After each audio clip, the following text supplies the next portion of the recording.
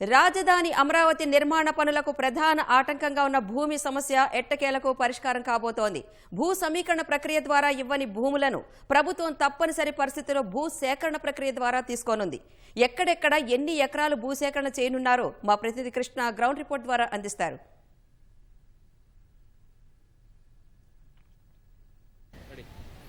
రాజధాని అమరావతి ప్రాంతంలో నిర్మాణాలకు సంబంధించి భూసేకరణ అనేది అమల్లోకి వచ్చింది. ఏదైతే ఈ రోజు నుంచే భూసేకరణకు అవకాశం ప్రభుత్వం సద్వినియోగం చేసుకోవాలని చూస్తుంది. అయితే ఇప్పటికీ కూడా ఈ భూసేకరణ విషయంలో ప్రభుత్వం ఆచితూచి ముందుకు వెళ్లాలని చూస్తుంది.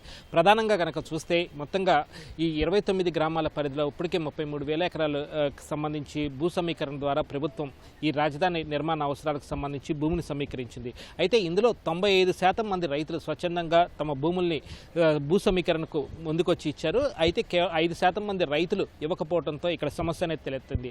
ఈ 5% సంబంధించిన రైతులకు సంబంధించి దాదాపు 700 పైచిలకు ఎకరాలకు సంబంధించి తొలిదశ నిర్మాణ పనులకు సంబంధించిన భూమి అందుబాటులోకి రాకపోవడం వల్ల అటు మౌలిక సదుపాయాల కల్పనకు సంబంధించి తీవ్ర ఇబ్బందులు అయితే ఎదురవుతూ వస్తుంది. ఇందులో కనుక ప్రధానంగా చూస్తే 3 ప్రధాన అంశాలు పరిగణలోకి తీసుకోవచ్చు. ఇందులో ప్రధానంగా సీడ్ యాక్సిస్ రహదారి, ఏదైతే రాజధాని అమరావతికి రాజమార్గంగా చెప్పుకునే సీడ్ యాక్సిస్ రహదారికి సంబంధించి తొలిత ఈ కూటమి ప్రభుత్వం ఏర్పడ్డాక ఏదైతే భూసేకరణ ద్వారా వెళ్లాలని ప్రభుత్వం ఆలోచించిందో అప్పటికి దాదాపు 15 ఎకరాల వరకు కూడా భూమి అందుబాటులోకి రావాల్సి ఉండగా చాలామంది రైతులు ముందుకు వచ్చేందుకు కూడా వెనకాడారు. అయితే ఆ తర్వాత ప్రభుత్వం జరిపిన చర్చలు అలాగే ఎదురవుతున్న సమస్యలు వారికి వివరించడంతో ఆ 16 ఎకరాల పైచిలకు రైతులకు సంబంధించిన భూమి కూడా చాలామంది ముందుకు వచ్చి భూ సమీకరణకు ముందుకు రావడంతో అది కాస్త దాదాపు 2.5 ఎకరాల వరకు తగ్గింది. ప్రస్తుతం ఈ 2.5 ఎకరాల భూమి 2.5 పైచిలకు ఎకరాల భూమి వరకు కూడా సమీకరణకు ఇవ్వకపోవటం వల్ల దీనికి సంబంధించి ఆ సీడ్ యాక్సిస్ మలుపులు తిరగాల్సిన పరిస్థితి వచ్చింది.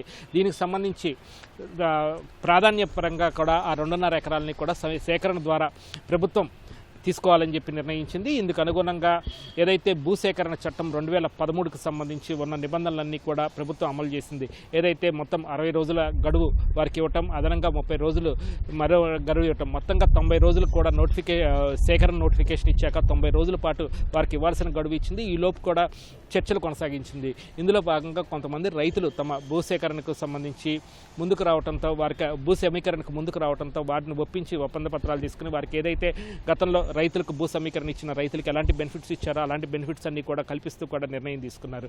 అయితే ఇప్పుడు ఇక రాని రైతుల దగ్గర నుంచి కూడా అవసరాలకు తగ్గట్లుగా భూమిని సేకరించాలని చెప్పి ప్రభుత్వం నిర్ణయించింది. ఇందులో భాగంగా తొలుత సీడ్ యాక్సిస్ రహదారికి సంబంధించి 2.5 ఎకరాల భూమిని కూడా సేకరించాలని చెప్పి నిర్ణయించారు.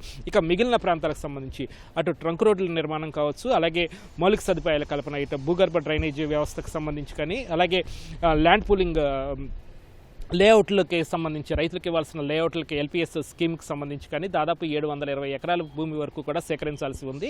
దీనికి సంబంధించి కూడా ప్రభుత్వం ఆచితూచి అవసరాలకు తగ్గట్లుగా వెళ్లాలని చూస్తుంది. ఇందులో ప్రధానంగా కనుక ఈ 726 ఎకరాల్లో కనుక ఇంకా సేకరించాల్సిన భూమిని కనుక పరిశీలిస్తే దాదాపు 216 ఎకరాల వరకు ఈ ట్రంక్ రోడ్ల నిర్మాణానికి సంబంధించి భూమి అవసరం కానుంది. ఈ ట్రంక్ రోడ్ల నిర్మాణానికి సంబంధించిన భూమికి సంబంధించి దాదాపు 22 గ్రామాల పరిధిలో ఈ భూమి అనేది ప్రభుత్వానికి అవసరం కానుంది. ఎక్కడ అవసరమైతే అక్కడ ఈ భూమిని సేకరించాలని చెప్పి ప్రభుత్వం నిర్ణయించింది. అయితే ఈలోపు కూడా రైతులను ఒప్పించి అటు గ్రామ సభలు పెట్టడం, అలాగే ఇప్పటికీ కూడా రైతులు భూ సమీకరణకు ముందుకు వస్తే వారికి ఇతర రైతులకు ఇస్తున్న బెనిఫిట్స్ వారికి కూడా ఇచ్చి సమీకరణ ద్వారానే ముందుకెళ్లాలని చెప్పి యోచిస్తుంది. అయితే అవసరమైతే మాత్రం ఖచ్చితంగా సేకరణ ద్వారా ఎప్పుడు అవసరమైతే అప్పుడు వాటిని తీసుకునేందుకు కూడా ప్రభుత్వం తమ ఆయుధాలను సిద్ధంగా ఉంచుకుంది. అయితే మిగిలిన ఎల్పిఎస్ స్కీమ్కి సంబంధించి కూడా దాదాపు 416 ఎకరాలకు పైగా భూమిని కూడా సేకరించాల్సి ఉంది. ఇందుకు తగ్గట్టు కూడా ఎక్కడ ఏది అవసరమైతే అక్కడ సేకరించేందుకు ప్రభుత్వం సిద్ధంగా ఉంది. ఈలోపు కనుక రైతులు కనుక ముందుకు వస్తే వారికి సమీకరణకి వెళ్లేందుకు వాళ్ళకి తగిన బెనిఫిట్స్ ఇచ్చి భూ సమీకరణ ద్వారా తీసుకోవాలని చూస్తుంది. ఇలా అవసరానికి తగ్గట్లుగా భూమిని సమీకరణ ద్వారా సేకరించాలని ప్రయత్నం చేస్తున్నాయి. ఇక తప్పనిసరి పరిస్థితుల్లోనే భూ సేకరణకు వెళ్లాలని చూస్తుంది. అయితే తొలిత ఈ సీడ్ యాక్సిస్ రహదారి అనేది రాజమార్గం కాబట్టి అమరావతికి దానికి సంబంధించిన ఈ 2.5 ఎకరాలకు సంబంధించిన భూమిని కూడా సేకరించుకుంటా, ఎందుకంటే ఇప్పటికే స్టీల్ బ్రిడ్జిల నిర్మాణం కూడా దాదాపు పూర్తిగా వచ్చింది. మొత్తం ఉండవల్లి నుంచి ఇటు రాయపూడి వరకు కూడా ఒకే రహదారి స్ట్రైట్ నేరుగా మలుపులు లేని రహదారిని ఏర్పాటు చేయాలన్న సంకల్పంతో ఉన్న ప్రభుత్వం అందుకు తగ్గట్లుగా దాని నిర్మాణం పూర్తి చేసి ఆ తర్వాత ట్రంక్ రోడ్లకు సంబంధించిన భూమిని కూడా సేకరించాలని చెప్పి నిర్ణయిస్తుంది.